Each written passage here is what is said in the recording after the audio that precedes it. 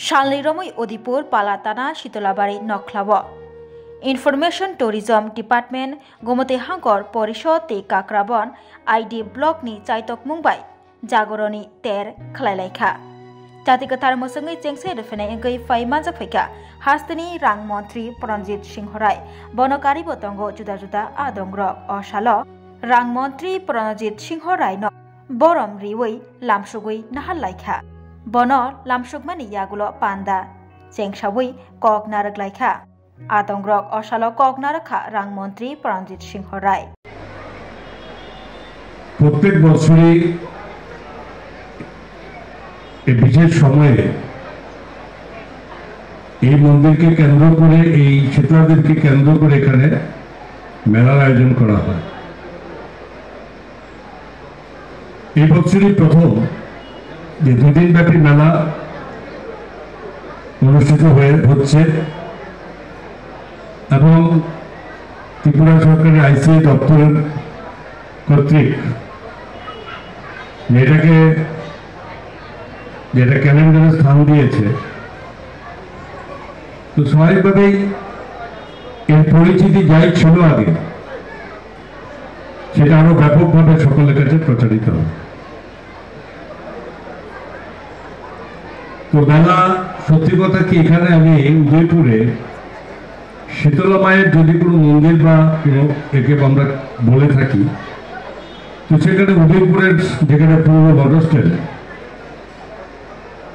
আদি এবং সবচেয়ে পুরনো এটা শীতলা বাড়ি হিসাবে সকলের কাছে পরিচিত। আপনারা অনেকে যারা বয়োজ্যেষ্ঠ আছেন, যারা যান, তারা বলতে পারবেন যে সেটাই শীতলা বাড়ি বলে আমরা সকলে জানি।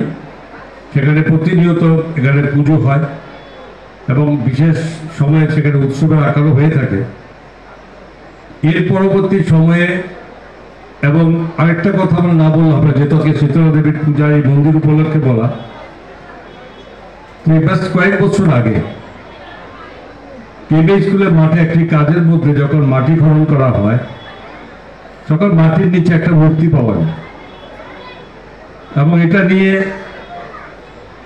খুব আলোচনা। কারণ প্রাচীন সমস্ত যদি এই ধরনের কিছু পাওয়া যায়, সরকারি নিয়ম মোতাবেক সেই জিনিসগুলো, সেই মূর্তি হোক, যা প্রাচীন কোনো যদি কীর্তি থাকবে পাওয়া যায়, সেটা সাধারণত আমাদের ভারতবর্ষের সেই নিয়ম অনুযায়ী সেটা আর্কিওলজিক্যাল সার্ভে অফ ইন্ডিয়ার হেফাজতে দিয়ে দিতে হবে।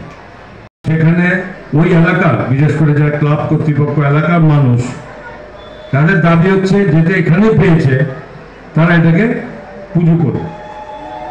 কিন্তু তৎকালীন ডিস্ট্রিক্ট ম্যাজিস্ট্রেট তার নিয়ম অনুযায়ী এটা দিতে পারেন না, কারণ ওনার থাকে সেটাকে একটু বলা হয়। তখন আমিও বাইরে ওখানে পৌঁছলাম, তো সেটা নিয়ে যদি দিয়ে এখানে নিয়ে নেয়, তাহলে সেটা কোথায় রাখবে?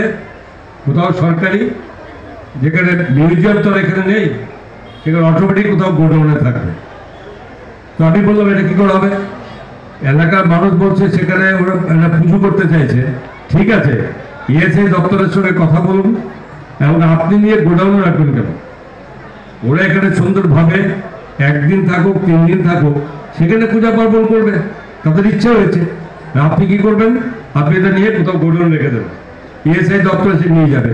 তারপর একটা দরকার নেই বলার পরে সেখানে বলেছিল দিয়ে যান এদের কাছে, দরকার পুলিশ পিকেটিং দিয়ে দিন, পুলিশ পাহারা দেবে, সেখানে দেবে, কেউ কোথাও না নিয়ে যেতে পারে।